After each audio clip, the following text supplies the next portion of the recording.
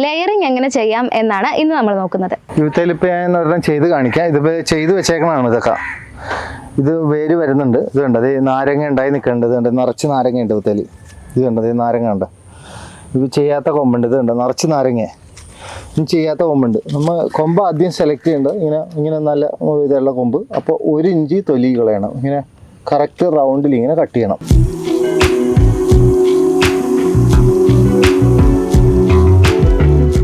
തൊലി വിട്ട് നിന്ന് കഴിഞ്ഞാൽ പിടിക്കില്ല. അപ്പോൾ ഇത് തൊലി കളഞ്ഞെന്ന് ഉറപ്പ് വരുത്തി. ഇത് കണ്ടോ കംപ്ലീറ്റ് തൊലിയും പോയി.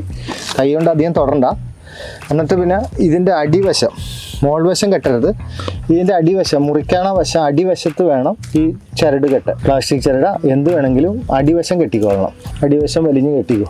ഇത് കെട്ടിയ ശേഷം നമ്മൾ തൊണ്ട് ഇതിൻ്റെ പുറത്ത് ഇതൊന്ന് കളയണം. എന്നിട്ട് ഇത് തല്ലി കഴിഞ്ഞ് ഇതേപോലെ ഫ്ലെക്സിബിൾ ആവും.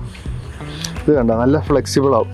എന്നിട്ട് ഫ്ലെക്സിബിൾ ആയതിൻ്റെ ഉള്ളിലേക്ക് നമ്മൾ ചാണാനും ചകിരിച്ചോറും കൂടി മിക്സ് ചെയ്ത ഇത് ചാണാപ്പൊടിയും ചകിരിച്ചോറും കൂടി ഉള്ളതാണ്. ഇതിനകത്ത് കറ്റാർവാഴയുടെ ജെല്ലി ചേർത്താൽ നല്ലതാണ്. ഇതിനകത്ത് ഞാനിപ്പോൾ ഒരു ഇസ്രായേലിൻ്റെ ഒരു സാധനം ചേർത്തിട്ടുണ്ട്. അത് കാരണം ഞാൻ ഇതിനകത്ത് ഇത്തവണ പുതിയ ടെക്നോളജിയിലാണ്.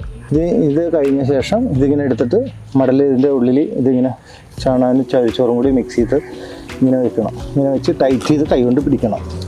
1 മാസം എടുത്തു കഴിഞ്ഞാൽ നന്നായിട്ട് വേര് വരും. അപ്പം നന്നായിട്ട് വേര് വന്ന ശേഷം മുറിച്ചാൽ മതി.